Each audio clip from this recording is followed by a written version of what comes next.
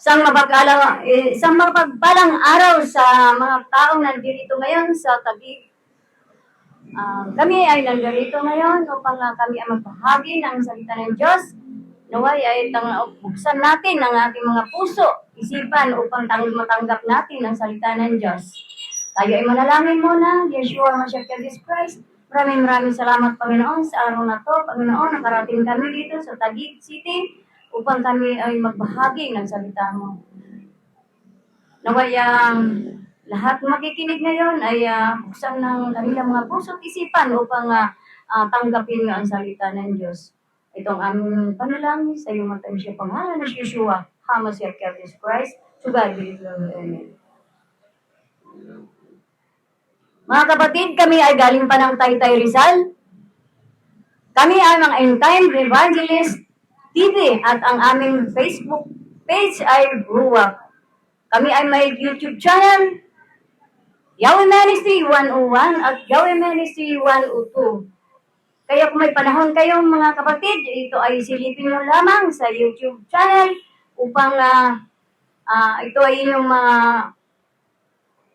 panood kung anong mga gawain ng ang aming pastor at karagdagan sa inyong mga puso at isipan kung sino man yung hindi nakikinig ng salita ng Diyos. Sa halip na magsimba kayo, panuorin nyo na lamang ang salita ng Diyos na nasa YouTube channel, Yahweh Ministry 102. Mga kapatid, ang tema ko sa inyo ngayon ay tungkol sa Bible.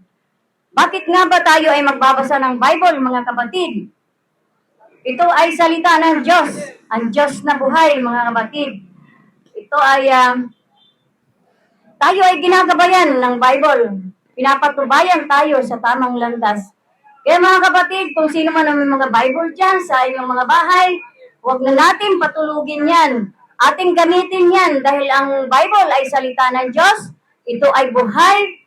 Tayo ay ginagabayan yan upang dahil ito din ay pagkain natin araw-araw, mga kapatid.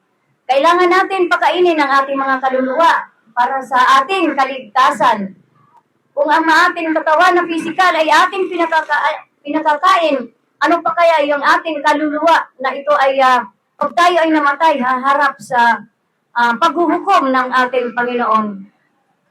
Kaya mga kapatid, in-encourage ko kayo na magbasa ng Bible dahil ito ay importante sa ating buhay.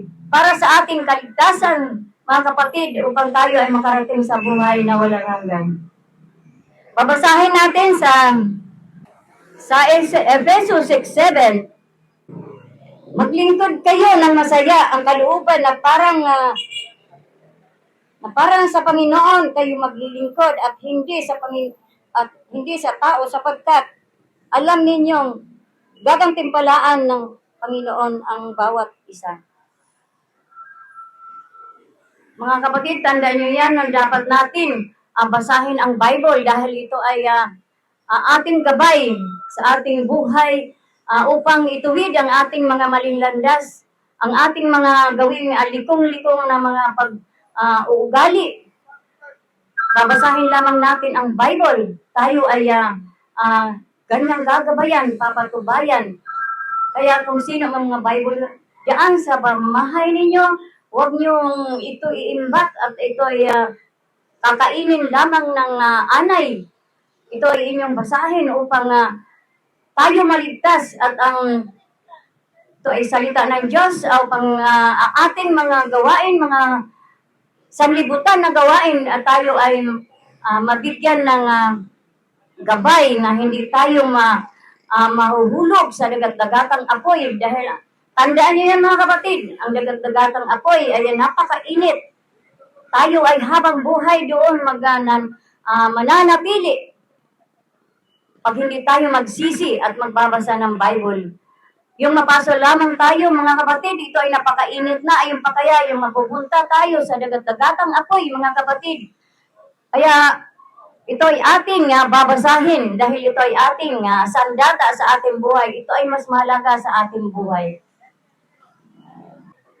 Mga kapatid, tandaan nyo yan, hindi dapat natin walang bahala ang salita ng Diyos, ang Bible, upang tayo ay gabayan, patnubayan sa ating mga maling gawain. Kaya dapat lang natin ito ay tangkilikin, mga kapatid. Kaya ito lamang ang salita ng Diyos, huwag kay Yesu Shalom. Salamat sa mga kapatid na nandirito ngayon. Naway ingatan kayo ng Panginoon, gabayan, patnubayan, mga kapatid, lalong-lalo na sa mga drivers. Salamat sa inyong pakikinig. Yeshua HaMashiach, Yahweh Jesus Christ.